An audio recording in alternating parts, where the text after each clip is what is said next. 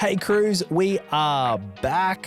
The podcast is back. I guess I'm giving it a title now, the Crew Podcast. Welcome. Hey, we are journeying through the letter that Paul wrote to Philemon over the next 3 weeks. And as we do, we're centering around relationships. How do we do God-honoring relationships? How do we do relationships well? And we thought it'd be fun to have That's true. I thought it would be fun to have a little chat and just share a little bit of our journey in our relationship, but also our experience in leading a church and what we navigate. But it's not really to say that we know everything. We definitely don't. About marriage, do we? No. How long have we been married? 11 years? Do you remember the month? Because you got it wrong just last week. It's January 7, 2000 and something. 2012. 2012. Well done. Thank you. Appreciate it. So no, we thought it'd be fun to just share that, and in the hope that maybe it's a gift to the crews, and at least sparks a conversation. Yeah. We know that we have not been married as long as many of the people that might be listening or watching. And it's not just for married people as well. Exactly. It's for all relationships. So, yeah, I think the church has done a disservice at times, really, to single people in making marriage some sort of mecca or goal that creates this sense that singleness is just a halfway step and that you're a half person as a single person, which is absolutely untrue. And actually, I think we should celebrate singleness sometimes. Yeah. We talk a lot about being single and secure in identity. Marriage is not about completion, right? I remember when Pastor Bron preached on this, but it is about creation. And this week I was preaching from the first few verses of Philemon, particularly from the perspective of I struggle to say his name every time, but Onesimus. Do you want to try it? Onesimus. Oh, Onesimus. Onesimus. It's a tough one. Maybe everyone can say it now. No, I'm kidding. Don't. But exploring our first relationship, because really before we can talk about any relationships with others, the source of our power, our strength comes from our primary relationship, who is with Jesus. And so what does it mean to have God, to have Jesus as the center of our relationships? What does that actually look like? In marriage or? Yeah, let's talk in the context of marriage then.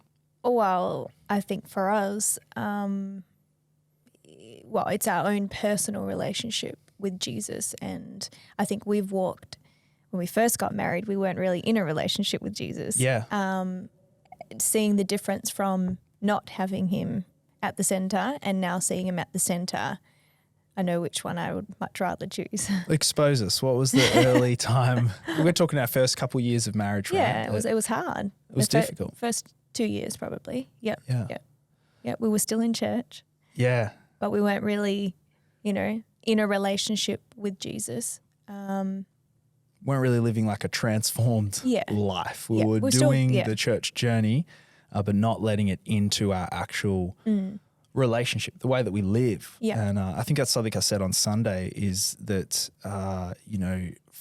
being a Jesus follower, it calls us to a higher standard, a different way. Our relationships should look different from the outside looking in. And our relationship's completely different for what it was like back then. Yeah.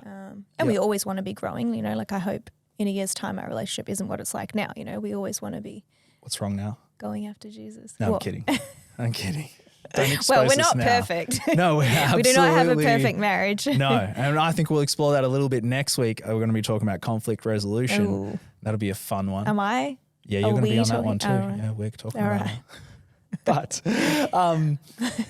putting Jesus at the center of our relationships, I think you touched on a really important point there too, though. It can't just be up to a couple.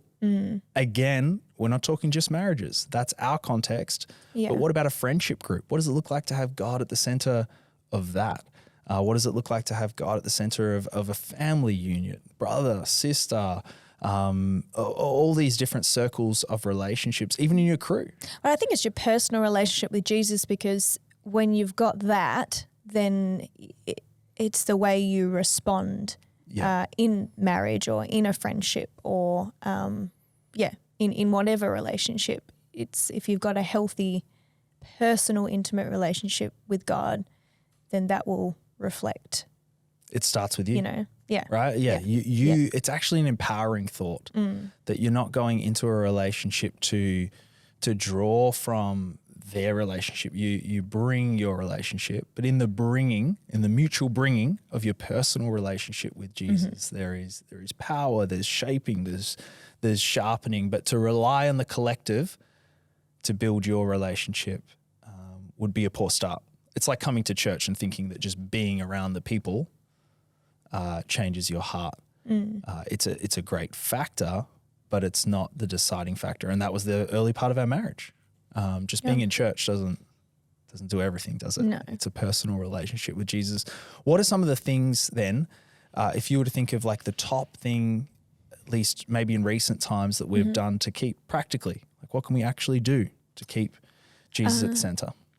I think one thing that we started recently, probably in the last, 2 years, we've done Sabbath, which for us as a family and with the kids, we set aside 24 hours a week just to rest. We use 4 words: rest, stop, delight, and worship. That's it. Rest, stop, delight, which we took from John Mark Comer's book, The Ruthless Elimination Highly of Hurry. recommend. Yeah, reading. it's an awesome read.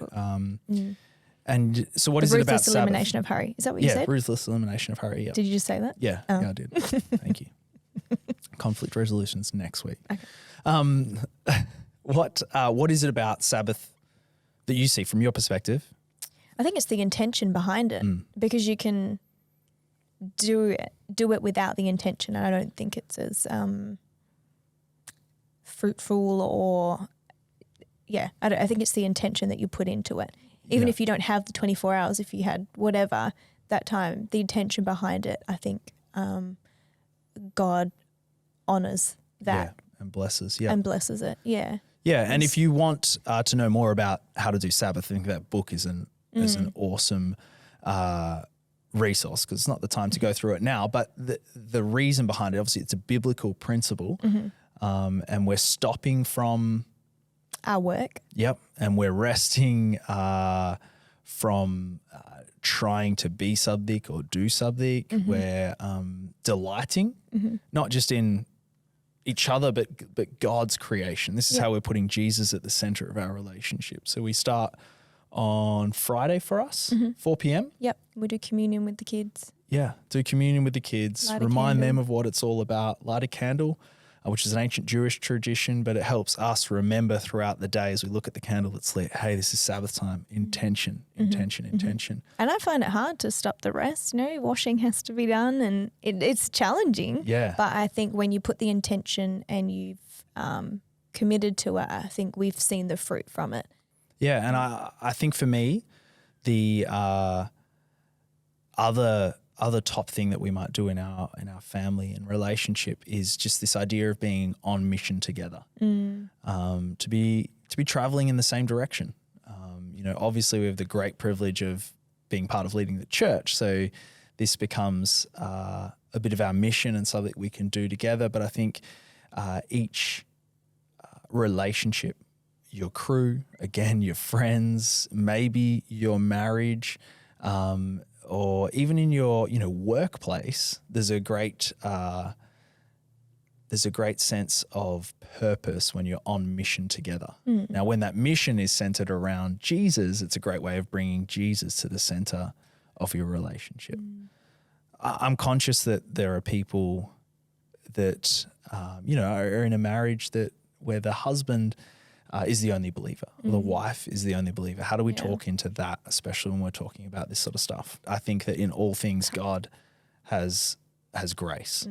And so I think he's got grace for us in our relationships, where there are gaps, where there is hard things, where maybe you've come to Christ after being married and your husband or wife has not yet. Yeah, and prayer. Don't underestimate the power of praying. Exactly. And also, again, I feel like a broken record, it isn't all about marriage. It's a powerful center of relationship. But if that's not the story for you, then you can find that in a crew. Yep. You could find that in another trusted Jesus follower. I love the story of Onesimus in this book, is that as he goes back to Philemon and Paul sends him, he goes with the letter from his leader, but he also goes with his trusted friend. I forget his name right now, but he goes back with someone. He's not on his own in this journey.